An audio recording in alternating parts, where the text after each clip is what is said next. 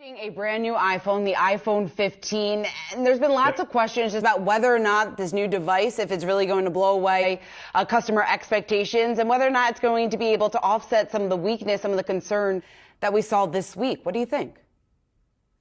Yeah, I mean, as far as kind of, typically you go into these events, right? And a lot of kind of has been leaked is already known, right? So, I think kind of, some of the big changes that are going to come here is clearly on the USB-C charging port in terms of some of the regulatory changes that have been forced upon by the EU.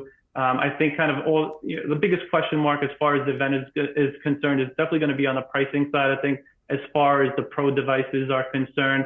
I mean, and again, our view on the pro side of things is, you're going to get a shift in terms of towards titanium instead of stainless steel. That's going to kind of, make these devices lighter. I think you probably see an increase in kind of the memory, given that we've seen more than 50% decline in memory prices here. I think that maybe helps entice or solidify a reasoning for increasing memory prices, the pro device price by $100.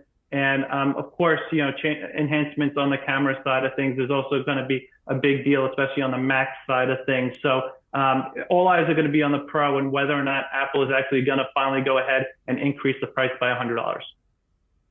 So, Angelo, I guess from an investment case, is the best case scenario, that announcement coming next week, is it about a higher price point, even if it means fewer units sold, because that just adds up to the revenue?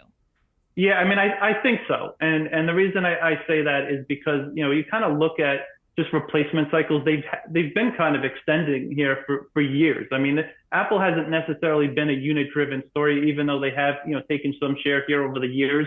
It has been more of kind of their ability to kind of sell that brand and increase prices steadily over time. If you look at over the last 15, 60 years on an annualized basis, when you kind of navigate through, the different ups and turns of these cycles, the average selling price is up about, 3.5% to 4% on an annualized basis over the last, 15 years or so. So Apple has historically been able to kind of put more great content into these devices. And because of their brand, been able to kind of incrementally increase prices over time. And they've been able to do so in a very kind of strategic way. I mean, we saw last year what they did in terms of, pushing more of the content into the Pro devices. We saw them ditch the Mini and kind of, release the Plus device. So they've been naturally increasing the ASPs through different approaches. But in this kind of instance, we think it's finally time for them to increase the price by $100 on the Pro side of things.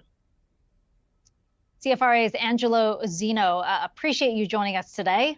Tuesday, the big event we'll all be watching. Thanks so much. Great. Thanks, Fanny.